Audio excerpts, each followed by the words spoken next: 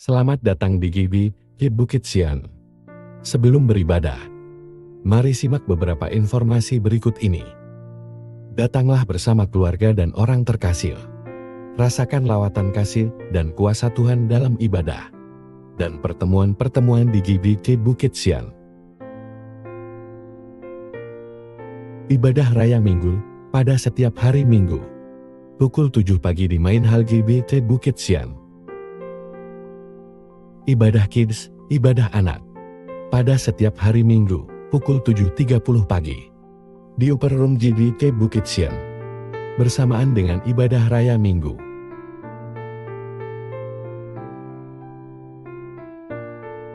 Ibadah Youth, ibadah pemuda. Pada minggu kedua dan keempat setiap bulan. Pukul 10 pagi di Main Hall GBI Bukit Sian. Doa malam, pada setiap hari Rabu, pukul 7 malam di Main Hall GBI Bukit Sian. Dan juga melalui Zoom dengan meeting ID yang tertera. Dana sosial Bukit Sian Family. Dengan Rp50.000 per keluarga setiap bulan. Kita dapat membantu keluarga Bukit Sian lainnya. Dan juga berpartisipasi dalam kegiatan sosial Bukit Sian Family. Pelayanan pastoral lainnya, seperti pelayanan keluarga, ibadah keluarga, doa khusus, konseling, pendampingan, dan bimbingan rohani. Dapat menghubungi tim Gembalo atau Majelis GBI Bukit Sian. Informasi lainnya akan disampaikan setelah ibadah selesai nanti. Selamat mengikuti ibadah sesaat lagi. Tuhan Yesus memberkati kita semua. Puji nama Tuhan, selamat pagi Bapak Ibu Saudara yang terkasih dalam Tuhan. Biarlah ini menjadi satu komitmen kita kepada Tuhan. Selama hidup kita, seumur hidup kita mau bermazmur bagi Tuhan, kita mau bernyanyi bagi Tuhan, kita mau meninggikan Dia, mengadukan Dia sepanjang hidup yang Tuhan berikan kepada kita. Sampai Tuhan memanggil kita untuk masuk dalam kemuliaan-Nya. Haleluya.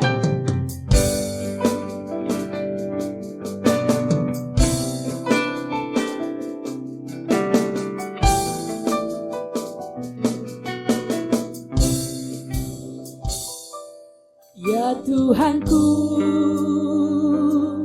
aku hendak bernyanyi bagimu selama ku hidup. Ya Allahku,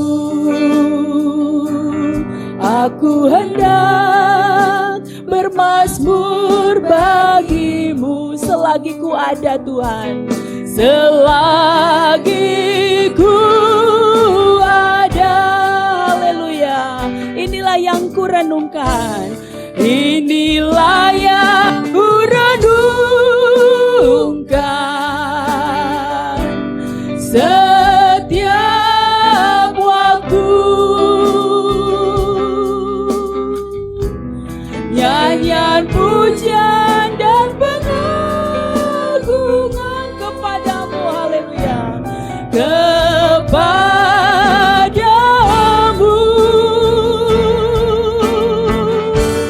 Biarlah manis kau dengar, Tuhan, manis kau dengar, Tuhan, dan hatiku bersuka karenamu, haleluya. Ya Tuhanku, aku hendak bernyanyi bagimu, haleluya.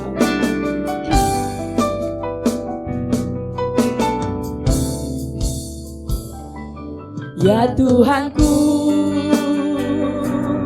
aku hendak bernyanyi bagimu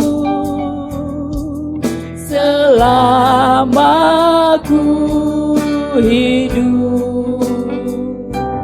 Ya Allahku,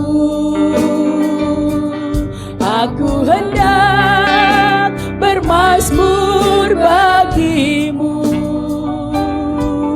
selagi ku. Oh, inilah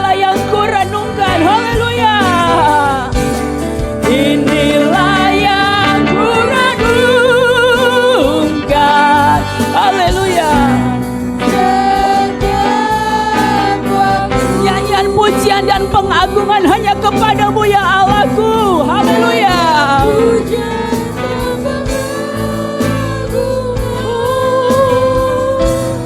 Kepadamu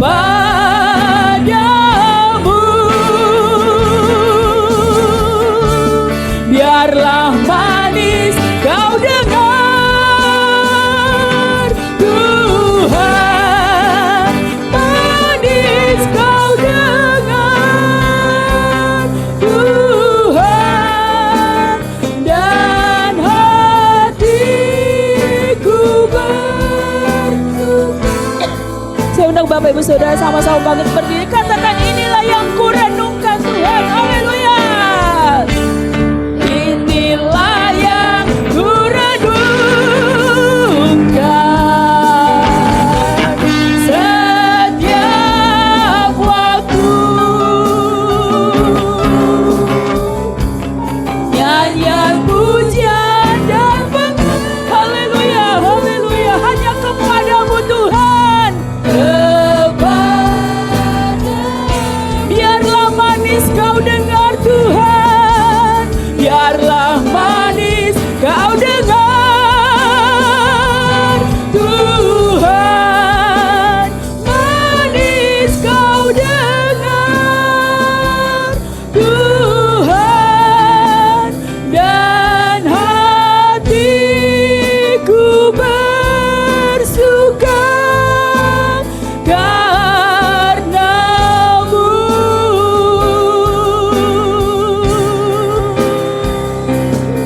Haleluya.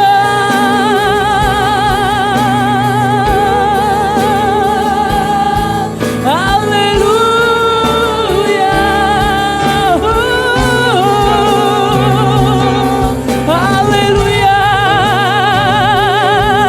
Haleluya.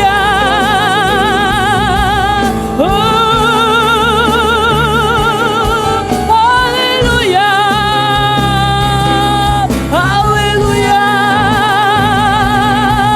Glory.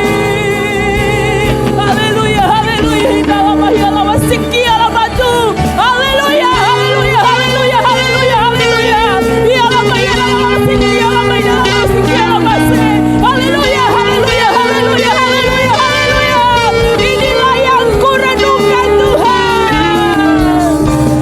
Inilah yang kurenungkan. Haleluya. Setiap waktu nyanyian pujian dan pengagungan hanya kepadamu. Haleluya. Haleluya. Haleluya. Haleluya. Kepadamu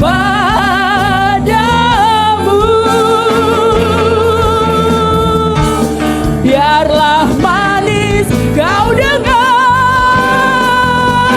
Tuhan, manis kau dengar. Haleluya. Dan sama-sama kita mengangkat tangan kita, katakan kepada Tuhan, inilah yang kurenungkan Tuhan, bermazmur bagimu, bernyanyi bagimu seumur hidup kita. Inilah yang kurenungkan setiap waktu. Haleluya. Haleluya. Haleluya. Nyanyian pujian dan pengagung hanya kepadamu Tuhan. Haleluya. Biarlah manis kau dengar Tuhan. Haleluya.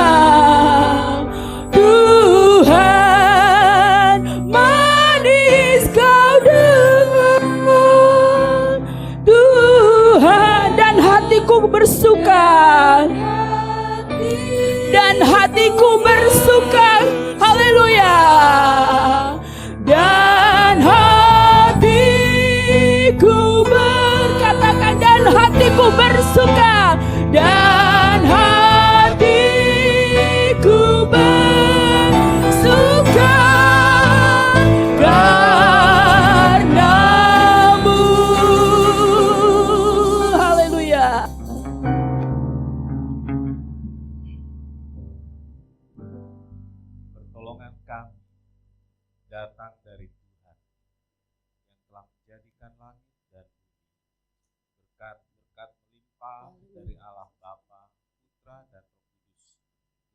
atas ibadah ini. Memberkati setiap jemaat. Melalui ibadah ini jemaat merasakan kasih sayang Tuhan yang bertambah-tambah. Amin. Haleluya. Dalam ibadah ini jemaat mendapat pertolongan, kekuatan, Amin. dan Haleluya. berbagai harapan yang mereka butuhkan untuk melanjutkan hidup di dunia ini. Terima kasih Tuhan, terima kasih. Memberkati puji-pujian, memberkati ibadah dari awal sampai selesainya. Dengan hadirnya Tuhan di tengah-tengah kami. Kami mulai ibadah alaskan doa dalam satu nama, yaitu Di dalam nama Tuhan Yesus Kristus Juru Selamat dan Penebus kami berdoa. Amin. Seberapa kita yang merasa bahwa hari ini adalah hari yang terbaik buat kita? Ya, kita mau jadikan hari ini hari yang terbaik, amin. Kita mau selalu bersyukur kepada Tuhan dan tetap bersyukur. Dan segala yang kita alami, kita mau berjalan dalam kehendaknya. Haleluya. Kita naikkan pujian ini, ku mau tetap bersyukur. Kita tepuk tangan di atas kepala, amin. Haleluya, haleluya. Amin. Ku mau tetap bersyukur, tetap bersyukur, senantiasa bersyukur. Segala yang ku alami, biar kehendakku mau tetap bersyukur, haleluya. Ku mau tetap bersyukur, senantiasa bersyukur. Hatiku kan bersyukur, katakan, sebab hari ini hari yang terbaik, haleluya. Hidupku ada di tanganmu, hidupku ada di tanganmu. Kau beri rancangan yang terindah, tak hanya yang baik saja yang ku terima. Walau tubuhku dirembukan, walau jiwaku terkoyakkan, pujianku takkan terhentikan. Rohmu, rohmu yang memberi penghiburan. Akan ku pikul salibku, cukuplah kasih setiamu. Ku bertahan, kau kuatku, teguhkan imanku, haleluya. Ku mau tetap bersyukur, senantiasa bersyukur. Segala yang ku alami, biar kehendakmu terjadi. Ku mau tetap berhaleluya, senantiasa bersyukur. Sebab hari, saya undang Bapak Ibu Saudara sama-sama bangkit diri, haleluya, amin. Hidupku ada di tanganmu, hidupku ada di tanganmu. Kau beri rancangan yang terindah, tak hanya yang baik saja yang ku terima, haleluya. Walau tubuhku dirembukan, oh, walau jiwaku terkoyakkan, pujianku takkan terhentikan. Rohmu yang memberi penghiburan. Akan kupikul salibku, kupikul salibku, cukuplah kasih setiamu. Ku bertahan, kau kuatku, teguhkan, haleluya. Ku mau selalu bersyukur, amin. Ku mau tetap bersyukur, senantiasa bersyukur. Segala yang ku alami, biar kehendakmu terjadi. Ku mau tetap bersyukur, senantiasa bersyukur. Hatiku kan bersuka, sebab hari ini hari yang sama-sama kita mau. Akan kupikul salibku Tuhan, akan ku pikul salibku, cukuplah kasih setiamu. Ku bertahan, kau kuatku, teguh akan ku pikul salibku. Haleluya.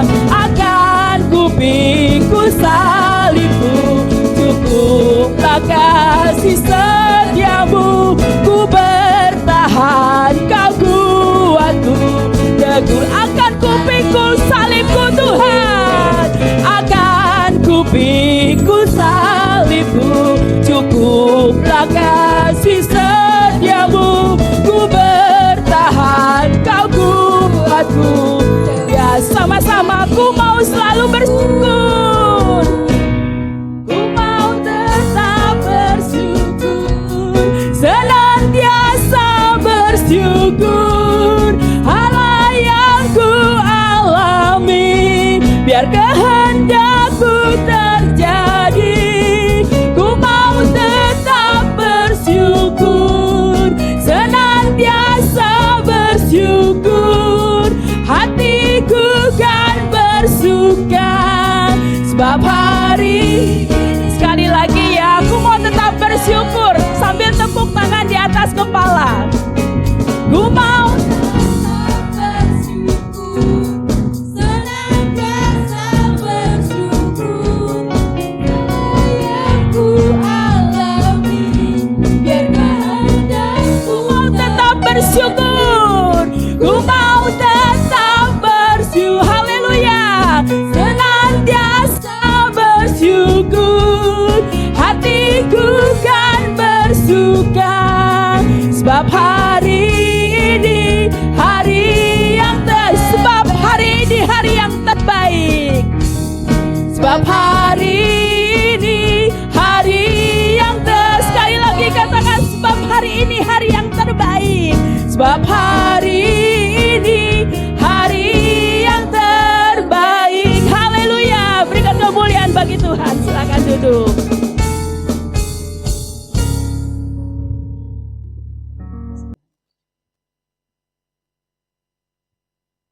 Kami bersyukur Tuhan untuk segala kebaikan-Mu dalam hidup kami. Tuhan yang kami sembah adalah Tuhan yang sangat mengasihi kami.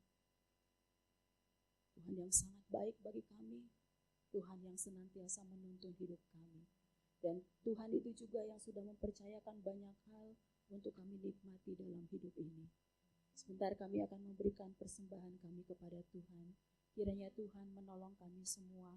Biar kami boleh memberikan persembahan dengan hati yang tulus, dengan hati yang penuh dengan pemahaman bahwa semua yang kami miliki adalah karena kepercayaan Tuhan dalam hidup kami. Sehingga kami boleh memberikannya dengan penuh cinta kepada Tuhan. Seberapapun yang kami berikan, biarlah itu kami boleh berikan dengan penuh cinta kepada Tuhan. Memberkati hamba-Mu yang akan melayani kami dalam persembahan ini. Pakai kehidupan mereka pribadi lepas pribadi dan keluarga lepas keluarga. Kiranya apa yang menjadi pergumulan, apa yang menjadi pergumulan hidup mereka Tuhan akan tolong. Dan biarlah hamba-Mu ini boleh menjadi berkat dimanapun mereka berada. Terima kasih Tuhan. Kami siap memberikan persembahan kami di dalam satu nama yang berkuasa dalam hidup kami, di dalam nama Tuhan Yesus Kristus. Haleluya. Amin. Cara Tuhan mengasihi.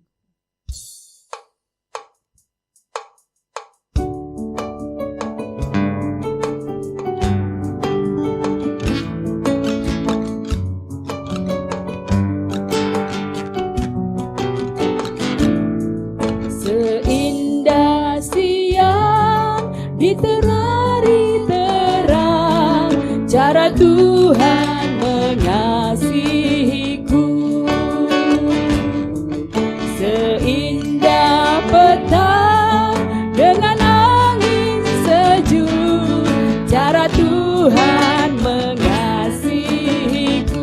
Tuhanku lembut, Tuhanku lembut dan penyayang, dan aku mengasihi Dia. Kasih-Nya besar, agung dan mulia. Cara Tuhan mengasihiku sedalamnya laut. Haleluya. sedalamnya laut, seluas samudra, cara Tuhan mengasihiku. Seharum kembang yang tetap semerbak, cara Tuhan mengasihiku. Damainya tetap besertaku, dan sorgalah pengharapanku. Hidupku tentram, ku nikmati penuh cara Tuhan. Saya undang Bapak Ibu Saudara sama-sama bangun berdiri. Seindah siang disinari terang, seindah siang. Haleluya. Pagi hari ini kita akan dibekali dengan kebenaran firman Tuhan. Ingatlah bagaimana cara Tuhan mengasihi kita. Haleluya. Cara Tuhan mengasihi kamu. Mengasihi Tuhanku lembut. Tuhanku lembut dan penyayang, dan aku mengasihi Dia. Kasih-Nya besar, agung dan mulia, cara Tuhan sedalamnya laut, seluas angkasa. Haleluya. Sedalamnya laut, seluas angkasa, cara Tuhan. Haleluya. Nikmatilah caranya Tuhan mengasihi saya dan saudara. Haleluya. Cara Tuhan mengasihi, damainya tetap besertaku, damainya tetap besertaku.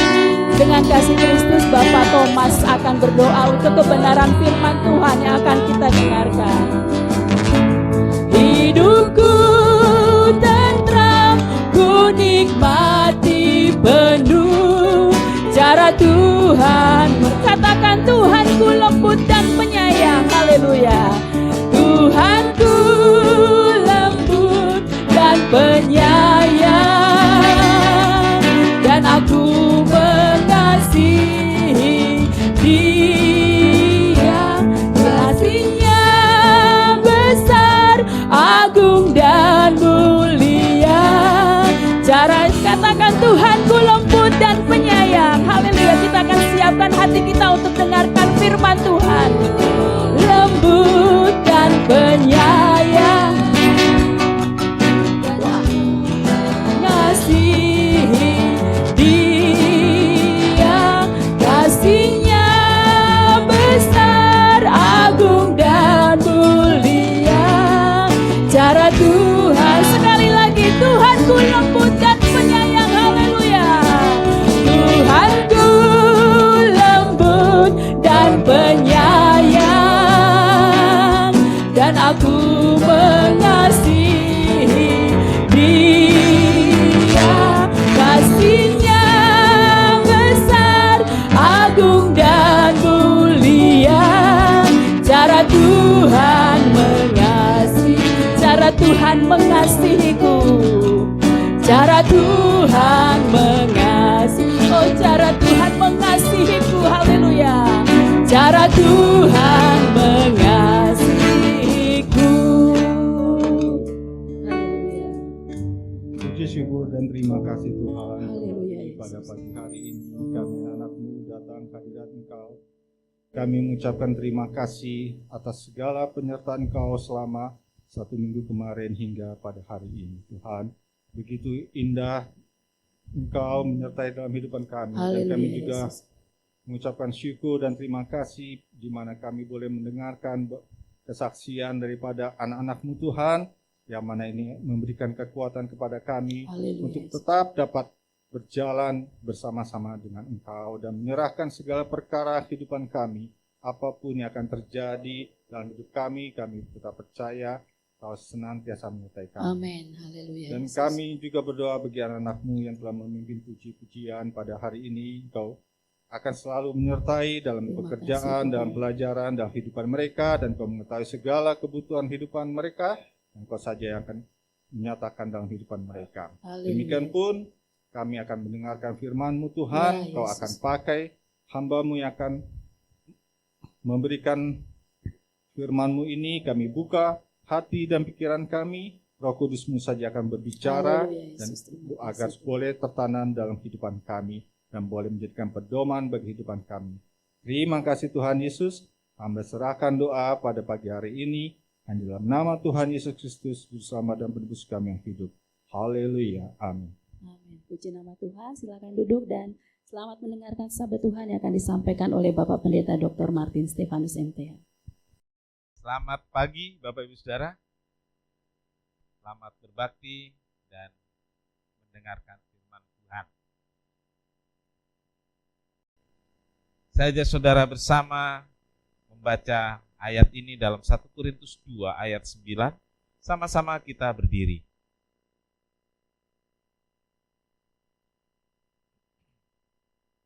Ya, kita membaca bersama-sama. Mulai. 1 Korintus 2 ayat 9. Tetapi seperti ada tertulis, apa yang tidak pernah dilihat oleh mata dan tidak pernah didengar oleh telinga dan yang tidak pernah timbul di dalam hati manusia, semua yang disediakan Allah untuk mereka yang mengasihi Dia. Amin. Silakan duduk. Berbahagialah setiap orang yang telah membaca, mendengar, dan melakukan firman Tuhan. Tuhan Yesus memberkati. Yang gak pernah didengar, gak pernah ada di pikiran, gak pernah dimimpikan, semua bisa terjadi, baik itu berkat, ternyata juga dari beberapa kesaksian, kesukaran juga. Ya, siapa yang pernah mimpi harus mengalami tadi transfusi sampai 4 kantong, gitu ya. Baik berkat kita bisa dapatkan, bahkan yang tidak kita rancangkan, impikan. Tapi kesukaran juga bisa sama seperti itu. Kadang kedukaan datang jauh lebih cepat dari yang kita duga. Itu juga tidak pernah kita pikirkan, kita bayangkan. Saudaraku, hari ini saya ajak saudara melihat satu peristiwa. Sebenarnya ini termasuk satu hal yang luar biasa dalam pemeliharaan Tuhan. Abnormal, kalau saya bilang ini abnormal provides. Ya. Pemeliharaan yang gak normal. Tapi terjadi, saudaraku. Dan kalau kita mengalami itu pasti luar biasa. Kejadian 45 ayat 7-8. Saya akan bacakan. Maka Allah telah menyuruh aku mendahului kamu untuk menjamin kelanjutan keturunanmu di bumi ini dan untuk memelihara hidupmu sehingga sebagian besar daripadamu tertolong. Jadi bukanlah kamu yang menyuruh aku ke sini, tetapi Allah.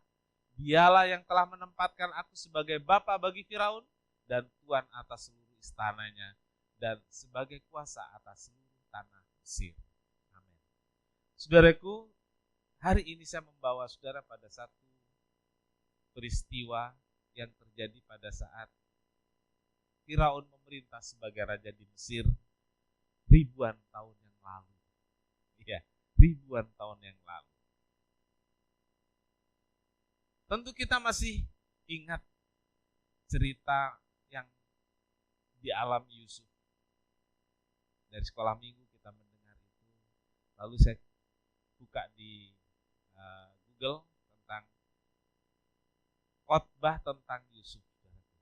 Dan saya tidak menemukan khotbah untuk orang dewasa. Yang saya temukan adalah semua untuk anak-anak. Ya, semua untuk anak-anak. Padahal saya ingin menggali ya dari sana. Tapi untuk anak-anak. Jadi rupanya sebatas pada peristiwa. sebatas pada peristiwa. Nah, hari ini saudaraku, saya ingin memberitahu saudara tentang penyediaan Tuhan, pemeliharaan Tuhan yang dilakukan untuk keluarga Yakub melalui Yusuf. Bahkan untuk Mesir, negara Mesir, Tuhan sediakan pemeliharaannya melalui seorang yang bernama Yusuf. Saudaraku, Tuhan punya banyak cara untuk menyediakan pemeliharaan bagi umatnya. Seringkali Tuhan Allah kita mempergunakan cara-cara yang tidak lazim, tetapi dengan tujuan yang jelas, yaitu memelihara orang-orang yang dikasihinya. Jadi Tuhan punya banyak cara. Cara Tuhan menyediakan pemeliharaan bagi keluarga Yakub yang tinggal di Kanaan ketika mengalami masa kelaparan menjadi cara yang unik, cara yang tidak lazim. Kanaan yang ketika orang-orang Israel masuk akan ke sana, diiming-imingnya apa saudaraku? Berlimpah susu dan madu. Subur, makmur. Nah, sebelum itu, saudaraku, sebelum peristiwa itu, ternyata Kanaan itu juga mengalami kelaparan, kesukaran karena tidak ada makanan. Dan saudara-saudaraku, ketika terjadi masa-masa sulit, kelaparan di Mesir dan ternyata juga di negara-negara sekitarnya, termasuk Kanaan, Allah membawa keluarga Yakub ke Mesir yang saat itu mempunyai ketersediaan makanan karena Yusuf menjadi penguasa atas Mesir. Berbeda caranya ketika Tuhan memelihara, saudara ingat ibu di Sarfat? Ya, saudaraku, Tuhan menyediakan hanya dengan segenggam tepung dan sedikit minyak bisa makan 1 tahun. Ya. Lalu kita membaca lagi beda cara Tuhan memberi makan 5.000 orang lebih hanya dengan 1 anak yang memulai mempersembahkan, menyediakan 5 roti dan 2 ekor ikan. Saudara-saudara, Tuhan punya cara menyediakan apa yang saudara perlukan. Amin. Dengan cara yang mungkin tidak lazim, cara yang unik, dan biasanya cara itu berbeda satu dengan yang lainnya. Kita nggak bisa bilang Tuhan sediakan si A, pelihara si B dengan cara yang seperti itu. Tuhan juga pasti menolong saya dengan cara seperti itu. Tidak. Ya, Tuhan punya caranya sendiri untuk setiap orang. Saudaraku, saya mulai poin pertama dari mimpi Firaun. Saudara, tadi malam ada yang mimpi? Firaun bermimpi. Itu kita akan bahas di poin pertama. Tapi fokusnya adalah Yusuf dan keluarga Yakub. Persiapan panjang Tuhan lakukan untuk menyediakan pemeliharaan bagi keluarga Yakub. Ini fokusnya, saudaraku. Menyediakan pemeliharaan bagi Yakub dan keluarga. Dan persiapan itu dimulai ketika Yusuf dijual oleh saudara-saudaranya sekitar 17 tahun sebelum ia menjadi penguasa Mesir. 17 tahun sebelumnya Yusuf memulai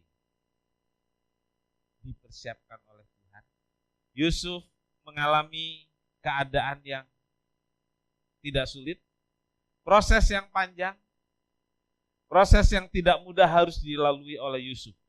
Mulai dari dibully oleh kakak-kakaknya. Ketika Yusuf mimpi ada 12 ikat gandum dan 11 ikat gandum lainnya mulai nunduk kepada gandum yang satu. Yang mimpi adalah Yusuf. Dan saudara-saudara Yusuf mesti iri ya, dia tidak suka. Lalu dia bilang, ya emangnya kamu mau menjadi pemimpin atas kami? Padahal Yusuf adalah anak kedua dari bawah, bukan bungsu, yang bungsu adalah Benyamin. Yang kakak-kakaknya, yang 10 orang itu nggak terima kalau Yusuf nanti akan menjadi pemimpin. Dan salah satu usaha mencegahnya adalah dengan ya dia dibully, lalu dia dijual, dan kemudian Yusuf menjadi budak, Yusuf dipenjara. Jadi 17 tahun itu dilalui dengan keadaan seperti itu. Lalu di dalam penjara Yusuf pernah menafsirkan mimpi, mengartikan mimpi. Mimpi juru minuman dan juru roti ditafsirkan dengan tepat beberapa hari kemudian menjadi kenyataan, dan dia pesan, Yusuf pesan kepada juru minuman yang kemudian dikembalikan ke posisinya. Teman, nanti ingat ya, kalau kamu sudah di sana jangan lupakan saya. Kayak gitu ya. Ya, kita kan teman baik ya. Gitu. Saudara, kira-kira juru minuman itu ingat nggak sih? Ya, waktu udah dikembalikan ke posisinya, ingat nggak? Saudaraku, nanti kita lihat. Ternyata begitulah. Karena orang bilang ada banyak kacang lupa lanjarannya. Ya. Di dalam penjara dengan menafsirkan mimpi itu tetap diingat sih oleh juru minuman setelah 2 tahun. Jadi 2 tahun dilupakan. 2 tahun dilupakan. Nah, satu ketika Firaun bermimpi, dan mimpi itu menggelisahkan, dan Firaun bicara, cari orang yang bisa nafsirkan mimpi. Barulah ingat si juru minuman ini. Baru ingat si juru minuman ini, Raja, di penjara itu ada orang namanya Yusuf. Dia bisa nafsirkan mimpi. Coba panggil dia. Raja memanggil, saudaraku. Dan mimpi Firaun, saudaraku, mimpinya adalah Firaun pertama kali mimpi yang pertama maksud saya, ada 7 ekor sapi yang gemuk. Lalu datang juga 7 ekor sapi yang kurus. Tapi yang kurus mengalahkan yang gemuk, dikatakan menelan yang gemuk. Kan gak ada cerita nyata seperti itu. Di mana-mana yang gemuk, yang kuat mengalahkan yang kurus dan lemah. Ini jangan ada yang tersinggung ya. Ini gemuk dan kurus soal sapi ya. Soal sapi. Lalu ada yang kedua, ada 7 bulir gandum. Dalam satu tangkai ada 7 bulir gandum yang berisi bagus, padat. Dalam bahasa Indonesia baku adalah bernas. Dan kemudian saudaraku muncul 7 bulir gandum yang kurus, kosong, gak ada isinya. Lalu yang gemuk, yang bernas itu ditelan oleh bulir gandum yang kurus. Dan kedua mimpi itu membuat Firaun gelisah. Ya, ini ngomong tentang mimpi. Jadi jelas mimpinya ada 7 sapi gemuk, ada 7 sapi kurus, kemudian menelan. Ada lebih dulu 7 bulir gandum yang bernas, kemudian datang yang 7 kurus, menelan yang bernas itu. Nah, ini yang membuat gelisah, membuat resah Firaun. Saudara-saudaraku, mohon diperhatikan. Tidak semua mimpi harus ditafsirkan. Ya. Enggak semua, saudaraku. Tapi memang banyak orang seringkali kalau mimpinya bagus, ada mimpi katanya kalau giginya tanggal, ada apa saudara? Ya, ada kedukaan, ada kemalangan, gitu ya. Kalau mimpi cukur rambut, akan mengalami kehilangan. Gitu. Jadi begitu ada mimpi itu, tanya artinya, ini apa gitu ya. Nah saudaraku, tidak semua mimpi itu punya arti. Tidak semua mimpi punya makna. Ada juga mimpi yang hanya bunga tidur. Ada mimpi yang karena keinginan ada di kepala, tidur terbawa mimpi. Bisa. Tadi malam saya sulit tidur. Mungkin lelah. Gitu, mungkin lelah. Terus kayaknya mimpi, tapi suruh cerita mimpinya ya enggak bisa. Saya tidur jam 2, jam 4 saya bangun, rasanya enggak tidur, rasanya saya ada kegiatan gitu. Saya lihat udah jam 4 ya. Berarti saya tidur enggak sih gitu ya. Tadi berarti mimpi. Jadi kayak beneran gitu, tapi suruh menceritakan mimpinya saya enggak ingat. Enggak usah dipikirkan yang seperti itu. Jangan terus dipikirin apa artinya gitu. Jangan. Karena tidak semua mimpi itu harus diartikan atau ditafsirkan. Tetapi ada juga saudara yang kedua, mimpi yang merupakan pemberitahuan Allah tentang hal-hal tertentu untuk orang-orang tertentu. Ya, ada mimpi yang seperti itu. Saudaraku, Tuhan memberitahu melalui kepada orang tertentu untuk hal-hal yang tertentu pula. Satu kali saudaraku saya mimpi, saya berkunjung ke jemaat, nggak tahu jemaat siapa. Begitu saya datang, di depan rumah itu ada warung, ada rak untuk naruh barang tuh begini. Nah, ini buat naruh barang begitu ya. Ada ular di sini saudaraku, ada ular di sini. Ular kan di atasnya mestinya, dia nempel kayak cicak gitu. Itu mimpi malam tadi gitu ya. Nah, sore hari ini gitu, saya berkunjung ke satu jemaat. Begitu saya masuk, mata saya lihat ke warung, ini mimpi saya di sini. Mimpi saya di sini. Saya cerita sama ibu itu, saya mimpi begini-begini. Dia bilang, iya udah seminggu ini warungnya nggak ada satu orang pun yang belanja. Gitu ya. 1 minggu nggak ada satu orang pun yang belanja. Ayo dah kita doa. Itu malam sudah jam 8 jam 9. Habis kita doa, saya pulang. Besok pagi dia belum bangun, diketok pintunya orang mau belanja, saudara. Jadi mimpi Tuhan beritahu untuk menolong seseorang. Ada yang seperti itu. Tapi tidak semua mimpi harus diartikan dan punya makna tertentu. Nah, ada banyak cendekiawan, ada ahli nujum, ada penafsir mimpi, ada juga ahli perbintangan.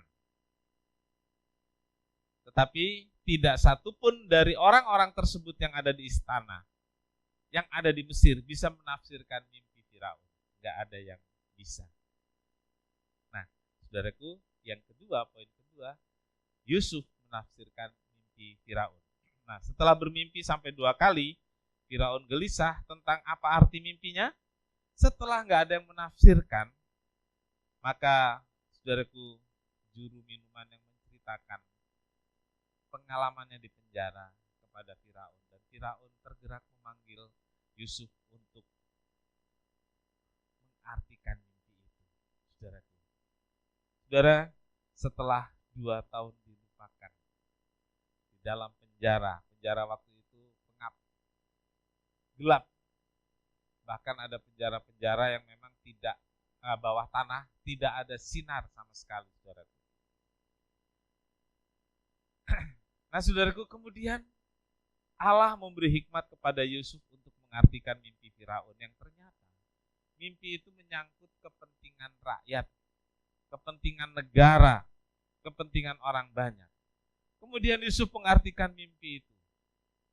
Dia katakan kepada Firaun, Raja, ada 7 tahun ke depan ini panennya bagus, berkat melimpah. Seneng dong raja ya, raja.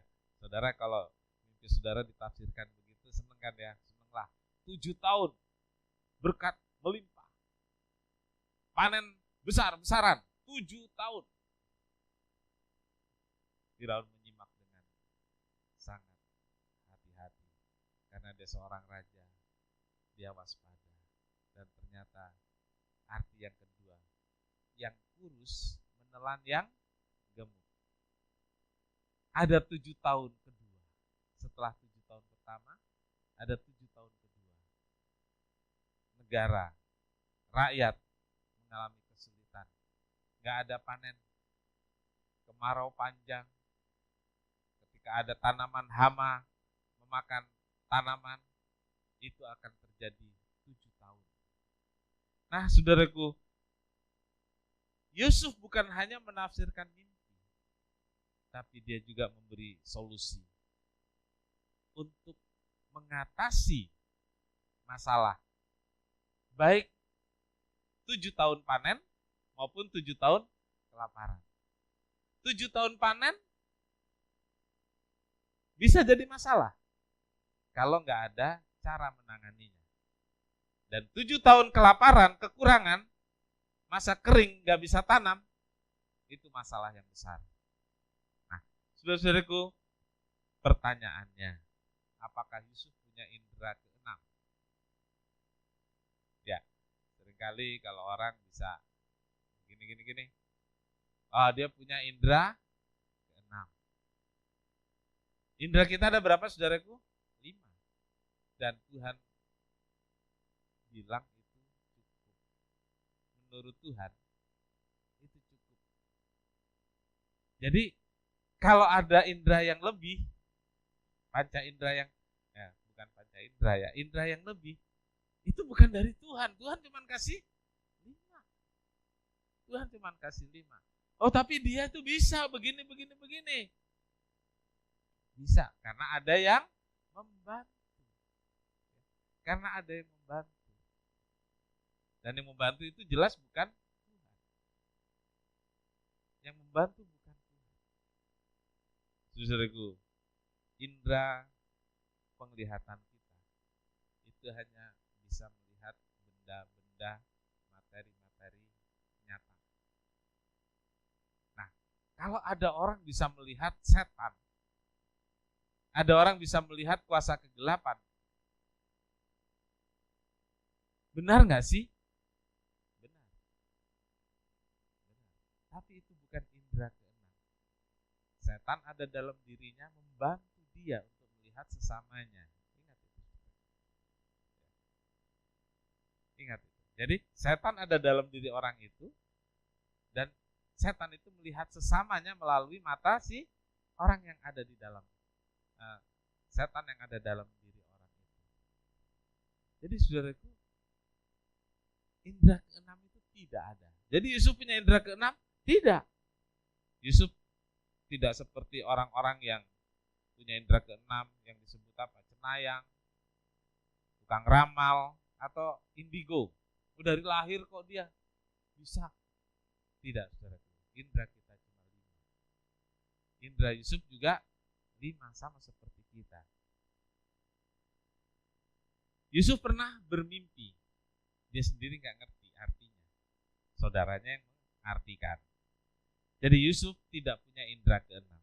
Kenapa dia bisa menafsirkan mimpi? Saudaraku, Yusuf seorang yang takut akan Tuhan.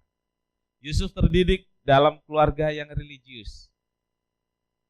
Keluarga keturunan Abraham. Ketika dia menjadi budak di rumah Potifar, dia jaga hidupnya. Dia takut akan Tuhan. Dia jaga hidupnya. Dia punya kesempatan untuk berbuat sesuatu yang tidak layak, tapi dia menahan diri. Dan ketika di penjara, Yusuf tetap menjaga diri. Dia dekat dengan Tuhan, dia bangun hubungan dengan Tuhan, dia takut akan Tuhan. Sampai di penjara pun Tuhan jaga. Tuhan kasih hikmat untuk bisa menafsirkan mimpi rekannya yang ada di dalam penjara. Jadi saudaraku, Yusuf bisa menafsirkan mimpi karena Tuhan yang memberi hikmat. Tuhan yang memberi tahu arti mimpi itu. Saudaraku, kepada Firaun Tuhan memberi mimpi tapi tidak memberi artinya. Dan artinya itu ditutup oleh Tuhan, tidak dibuka oleh Tuhan kepada siapapun, kecuali kepada Yusuf. Kejadian 41 ayat 38-39, ini pengakuan Firaun tentang Yusuf. Lalu berkatalah Firaun kepada para pegawainya, mungkinkah kita mendapat orang seperti ini, seorang yang penuh dengan roh Allah? Kata Firaun kepada Yusuf, oleh karena Allah telah memberitahukan semuanya ini kepadamu. Tidaklah ada orang yang demikian berakal budi dan bijaksana seperti engkau. Perhatikan dua kata-kata ini, saudaraku. Pengakuannya adalah Yusuf seorang yang penuh dengan roh Allah. Penuh dengan roh Allah. Lalu yang kedua, oleh karena Allah telah memberitahukan. Jadi, saudaraku, penuh dengan roh Allah dan Allah memberitahukan. Itu yang Yusuf bisa berkata-kata, menyampaikan arti mimpi dari Firaun. Karena Allah telah memberitahukan. Karena Yusuf penuh dengan roh Allah. Jadi, saudaraku, kalau kita mau bisa mengartikan mimpi jika dibutuhkan, mengerti apa maksud Tuhan dengan pasti, marilah kita belajar hidup seperti Yusuf, takut akan Tuhan, dekat dengan Tuhan, terus-menerus, penuh dengan roh Allah. Nanti Allah memberitahukan sesuatu kepada saudara. Daud berkata, Tuhan bergaul karib. Tuhan bergaul karib dengan orang-orang yang takut akan Tuhan, dan rahasianya diberitahukan. Nah, saudaraku, rupanya kita perlu membangun kedekatan dengan Tuhan, keakraban dengan Tuhan, supaya rahasia Tuhan tentang diri saya, rahasia Tuhan tentang diri saudara, Tuhan berikan. Bukan rahasia orang lain diberitahukan pada kita, ya enggak. Rahasia Tuhan tentang maksud-maksudnya untuk saya, Tuhan beritahu kepada saya. Maksud-maksud Tuhan untuk saudara, Tuhan beritahukan. Sehingga iman kita terus tumbuh. Ada kepastian, ada keyakinan. Baik, saudaraku, poin 3. Pemeliharaan Tuhan di masa sukar. Nah, ini saudaraku. Dari penjara, Yusuf dipanggil ke istana untuk menafsirkan mimpi. Dan bangun pagi sebagai napi, malam hari menjelang tidur menjadi penguasa tertinggi. Ini Yusuf, saudaraku. Dalam satu hari. Dalam satu hari. Dia nggak nunggu proses gimana-gimana, enggak. Ijazahnya apa, pengalaman kerjanya apa, enggak. Ya. Pagi dia bangun masih sebagai napi, tapi malamnya dia sudah menjadi penguasa tertinggi di Mesir. Nah, saudara-saudaraku, saya ingin memberitahu saudara tentang pemeliharaan Tuhan kepada Yusuf. Dengan hikmat dari Tuhan, Yusuf membuka rahasia mimpi Firaun, sekaligus memberitahu cara mengatasi masalah yang akan terjadi seperti yang ada dalam mimpi. Jadi ini cara Tuhan memelihara Yusuf. Menjadi orang yang mengartikan mimpi. Menjadi orang yang memberi solusi dari mimpi itu. Yusuf kemudian diangkat menjadi penguasa tertinggi. Sampai Firaun bilang, kursi ini saja kelebihan saya. Ada nggak bos bilang ke bawahannya, urus ini semua, ambillah keputusan sesukamu. Cuma kursi ini saja yang menjadi kelebihan saya. Dipercayakan benar-benar. Saudaraku, karena Yusuf bukan hanya memberitahu tentang ada panen besar 7 tahun dan ada kelaparan 7 tahun, tapi Yusuf memberitahu masa 7 tahun kita harus membangun gudang-gudang di seluruh negeri. Jadi kalau saudara naik gaji, kalau saudara dapat berkat, saudara jangan terus ke mall habiskan dalam sehari. Gitu ya. Belajar dari Yusuf membangun lumbung. Saudaraku, Yusuf bilang, jangan dihabis-habiskan. Bangun lumbung. Kita negara rakyat tetap hemat. Seluruh negeri dibangun lumbung-lumbung penuh dalam 7 tahun. Dan ini solusi dari Yusuf. Terus 7 tahun kemudian bagaimana? Lumbung dibuka untuk makan rakyat. Jadi saudaraku, Yusuf mengeksekusi rencananya dengan membangun lumbung dan terisi penuh selama 7 tahun dan menjualnya kepada rakyat di masa kelaparan dalam 7 tahun kemudian. Kejadian 41 ayat 40 sampai 42. Engkaulah menjadi kuasa atas istanaku, dan kepada perintahmu lah seluruh rakyatku akan taat. Hanya tahta ini saja kelebihanku yang saya jelaskan tadi. Selanjutnya Firaun berkata kepada Yusuf, dengan ini aku melantik engkau menjadi kuasa atas seluruh tanah Mesir. Sesudah itu Firaun menanggalkan cincin meterainya dari jarinya dan mengenakan pada jari Yusuf. Dipakaikannya lah kepada Yusuf pakaian daripada kain halus dan digantungkannya kalung emas pada lehernya. Berapa jam lalu masih pakai pakaian napi? Ya. Udah bukan urin lagi kan? Kalau di penjara, nggak tahu sekarang masih abu-abu atau bebas. Kalau keluar kayaknya masih abu-abu ya, kalau di dalam tetap. Nah, saudaraku, pagi hari masih napi, tapi sore hari ada titah dari Raja Firaun. Engkau menjadi kuasa atas istanaku. Langsung dilantik, saudaraku. Hari itu juga Yusuf diangkat jadi penguasa Mesir di bawah Firaun. Bahkan cincin meterai pengambil keputusan itu dipakaikan pada jari Yusuf sebagai tanda kekuasaan. Yusuf belum pernah ada di dalam pemerintahan. Ini ingat saudara. Waktu hidupnya dilalui 13 tahun di rumah. Jadi waktu Yusuf dijual itu umurnya 13 tahun. Sampai umur 13 tahun dia di rumah Yakub. Dan di usia 13 tahun itulah dia dijual.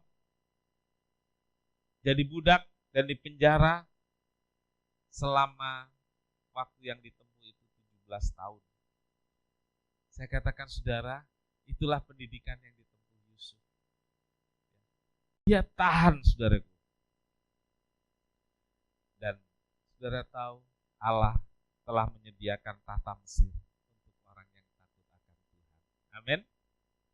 Tuhan sudah menyediakan sesuatu yang jauh lebih baik tahun ini untuk setiap saudara. Amin. Saudaraku, ada pertanyaan yang menggelitik. Apakah waktu Yusuf dijual itu bagian dari apa Allah merencanakan? Apakah Yusuf di penjara itu Allah yang merencanakan? Saudaraku, saya yakin tidak. Allah tidak merencanakan yang buruk. Betul? Allah tidak merencanakan yang buruk. Cara Tuhan kita nggak bisa tahu. Cara Tuhan bisa mengangkat orang yang benar-benar dari bawah dalam satu hari menjadi tertinggi. Dan itu dialami oleh Yusuf. Yang harus kita pahami, Allah sudah menyediakan. Tinggal sampai nggak kita ke sana? Mampu nggak kita mencapai itu? Kita mau ambil nggak sampai. Kalau kita mau ambil nggak sampai, udah. Ya cari cara supaya bisa sampai. Saudara ambil kursi atau tangga kan gitu ya. Untuk bisa meraih. Jadi saudaraku, Tuhan punya cara untuk menolong kita sama seperti Tuhan menolong Yusuf. Saudaraku, Allah telah menyediakan. Ya, Allah sudah menyediakan. Bagi Yusuf saja kan? Tidak. Pemeliharaan Tuhan bagi Mesir dan keluarga Yakub ini yang paling penting. Ya, Tuhan sediakan melalui Yusuf. Yang mengalami masa kelaparan ternyata bukan hanya Mesir saja, negara tetangga pun mengalami, dan juga Kanaan yang adalah tempat tinggal Yakub dan keluarganya mengalami masa kelaparan. Bedanya saudaraku, Mesir dikelola oleh Yusuf Nimrud 7 tahun.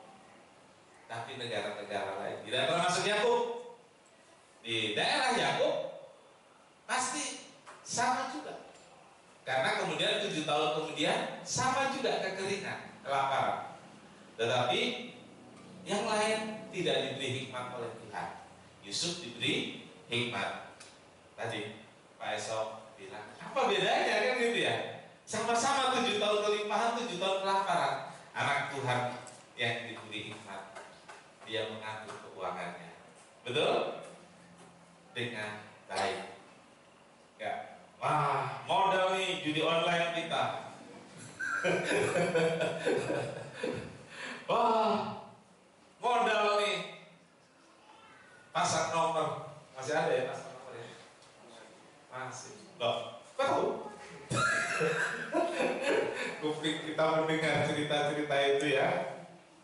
Ya. Jadi saudaraku, setelah 2 tahun masa sulit.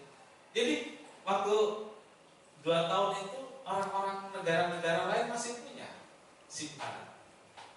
Tapi ternyata dalam 2 tahun menipis, saudara, termasuk Yakub, saudara. Setelah 2 tahun persediaan menipis, bahan makanannya semakin habis. Setelah 2 tahun masa kelaparan, persediaan makanan keluarga yang habis, dan saudara-saudaraku, dia harus cari.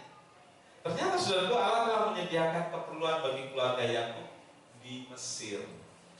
Bukan dikirim ke Kanaan, tapi disediakannya di Mesir.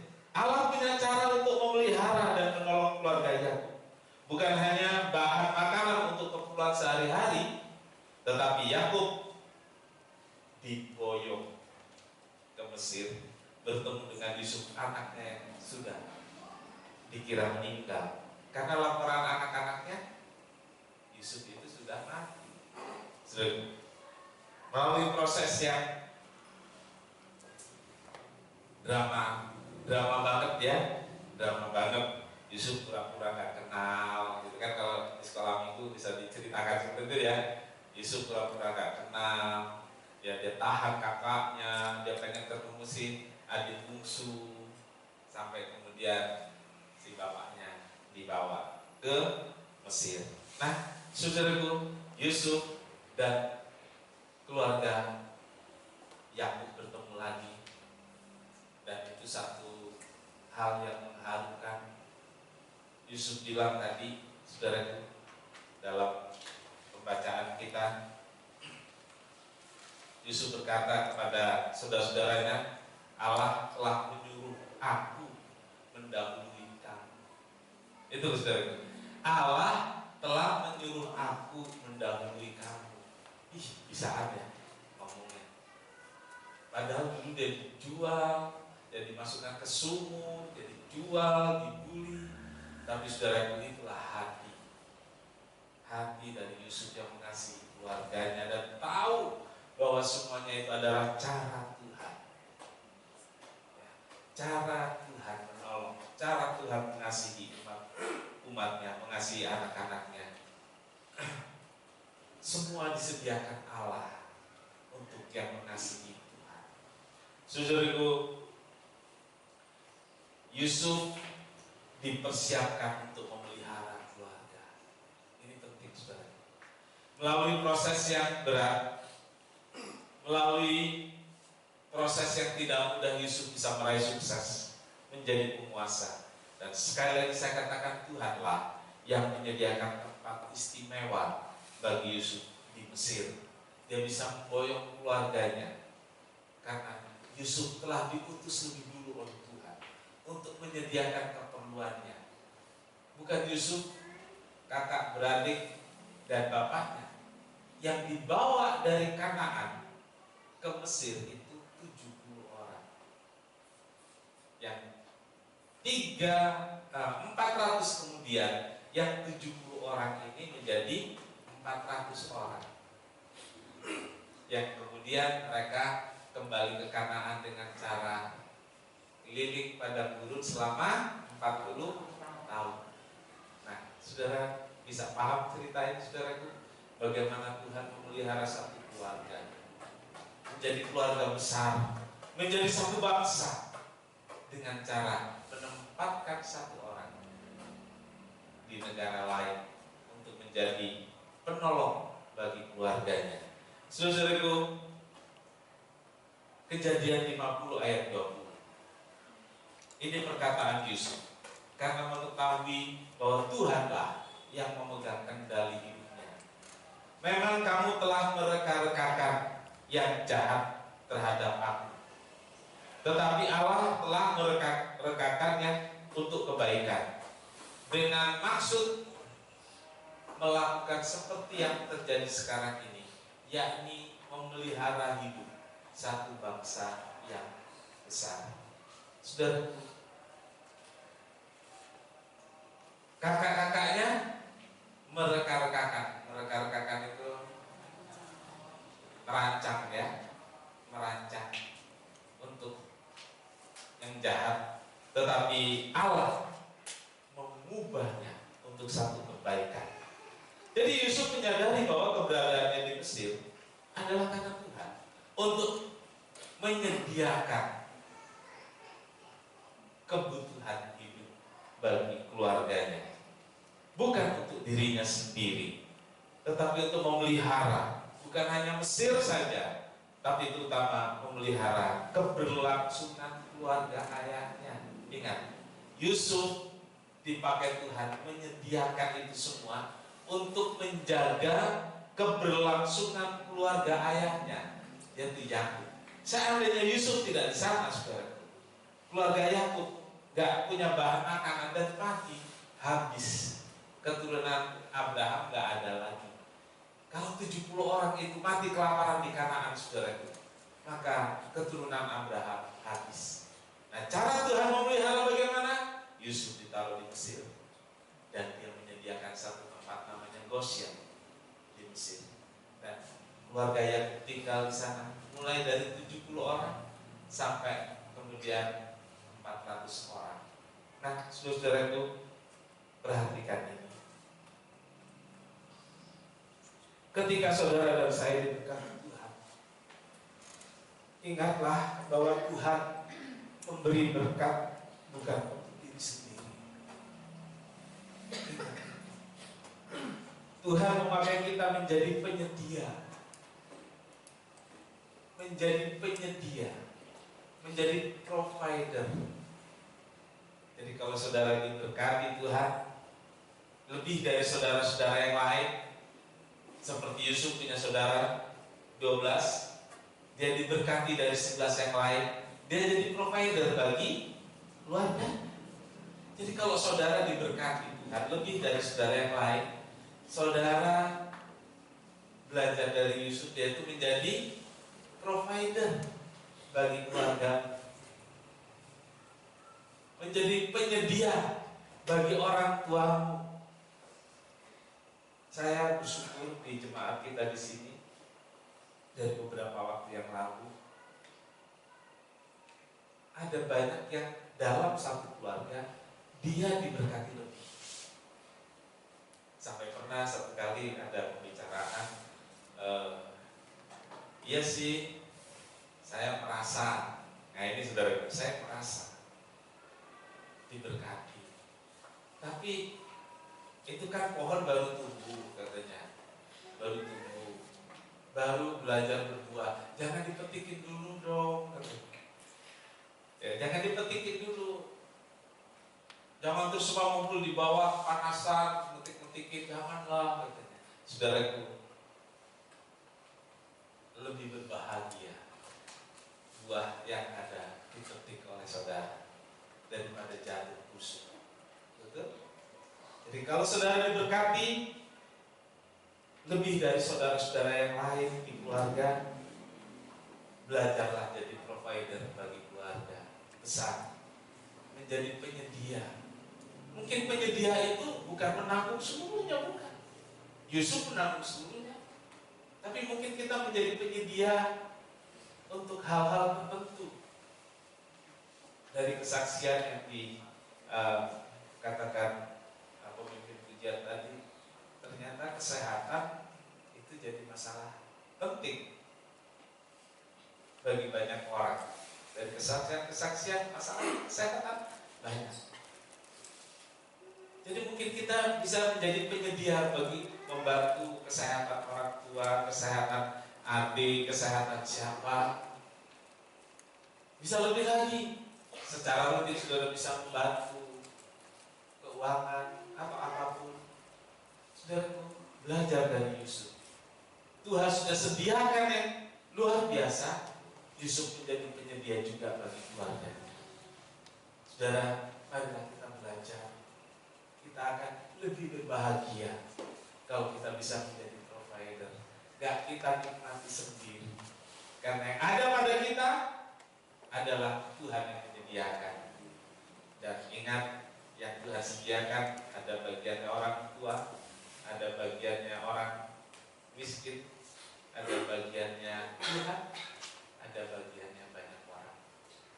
Selain yang kita nikmati. Kiranya Tuhan menolong saudara, Tuhan memberkati saudara lebih dari tahun-tahun yang lalu. Tuhan memberikan kita kesehatan lebih dari tahun-tahun lalu. Tuhan Yesus memberkati. Bapa di dalam surga, sungguh kami bersyukur Tuhan.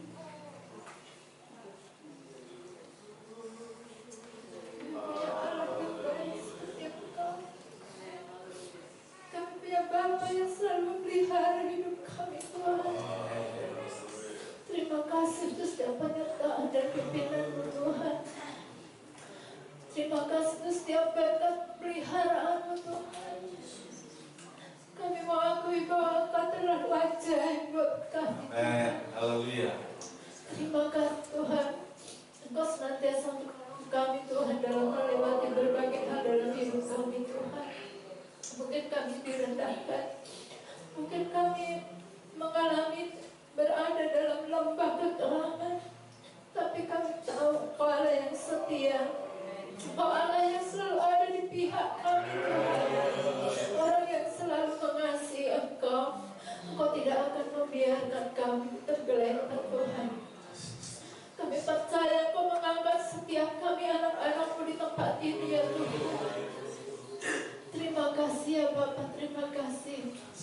Terima kasih ya Tuhan.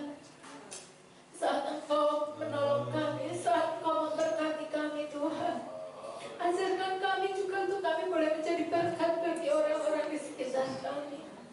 Untuk kami boleh menjadi saluran berkat-Mu Tuhan. Dengan apa yang bisa kami lakukan, kami kerjakan Tuhan. Biarlah kami boleh belajar untuk menjadi pelaku-pelaku kebenaran firman.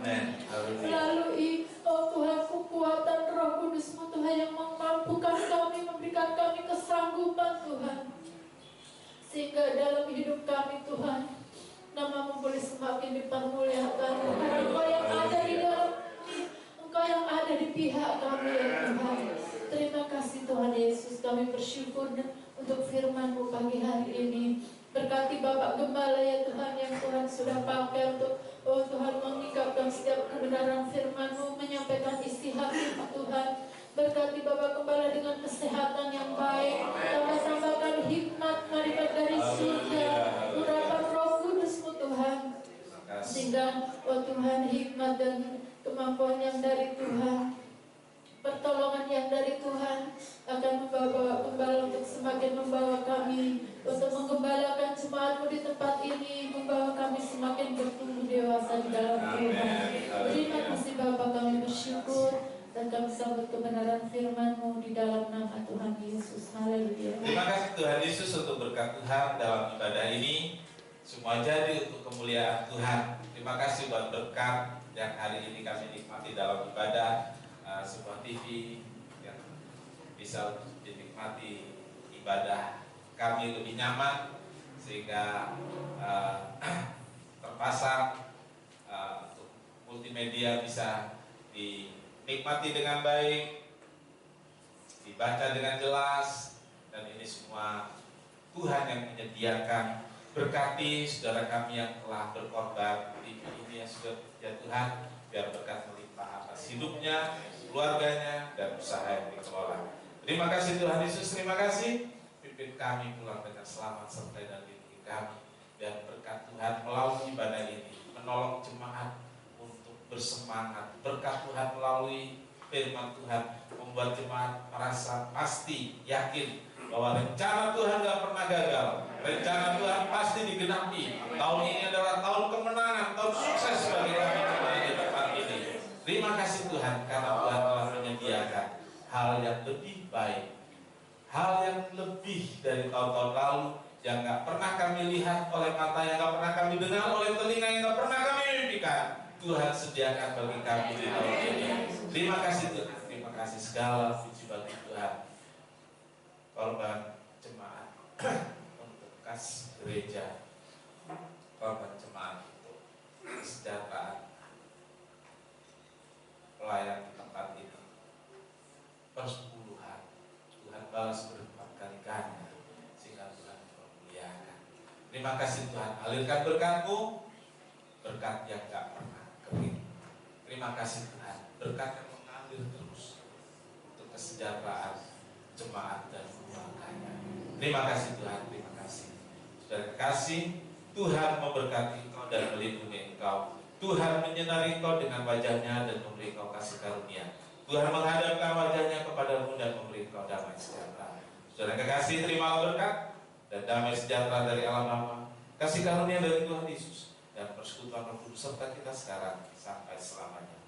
Ini doa kami ya Tuhan, yang kami alaskan dalam satu nama, yaitu di dalam nama Tuhan Yesus Kristus,